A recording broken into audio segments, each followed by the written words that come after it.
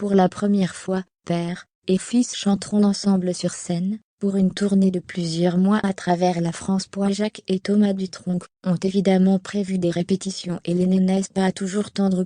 Le journal Le Figaro est allé à leur rencontre. À 78 ans, Jacques Dutronc a accepté de reprendre le micro et la route. Le chanteur, qui vit à l'année en Corse, va entamer une grande tournée, avec son fils Thomas dès le 12 avril.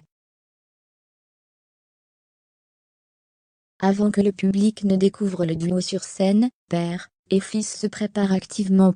Comme le relate le journal Le Figaro, c'est au studio Rifx de la scène musicale à Boulogne, Hauts-de-Seine, que Jacques et Thomas Dutronc ont donc posé leurs instruments et micros, pour répéter. Les futurs spectateurs pourront entendre les tubes du Patriarche, les Cactus, et moi, ou encore Gentleman Cambrioleur, avec de nouveaux arrangements travaillés par son fils.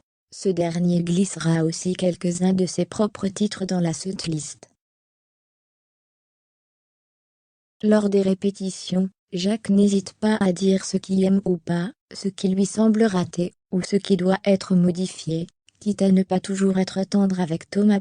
J'ai le droit de remarquer certaines choses, je suis son papa, quand même, justifie-t-il.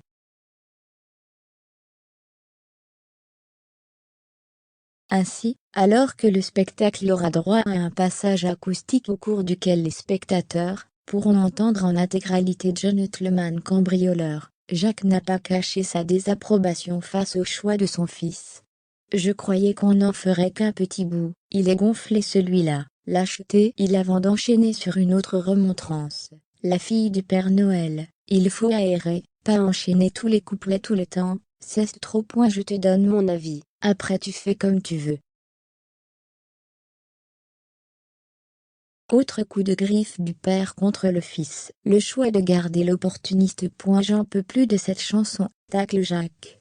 Heureusement, le duo a encore quelques jours pour se mettre d'accord sur le show à livrer.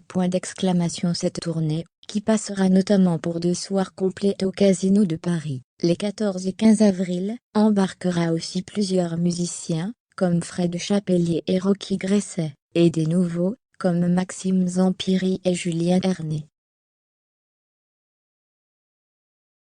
Si le public adore, est déjà prévu de répondre présent, Françoise Hardy ne devrait malheureusement pas assister à cette rencontre au sommet entre les hommes de sa vie en raison de sa santé trop fragile. De son propre aveu, elle jure être confinée depuis 3 ans, et ne semble pas disposée à sortir.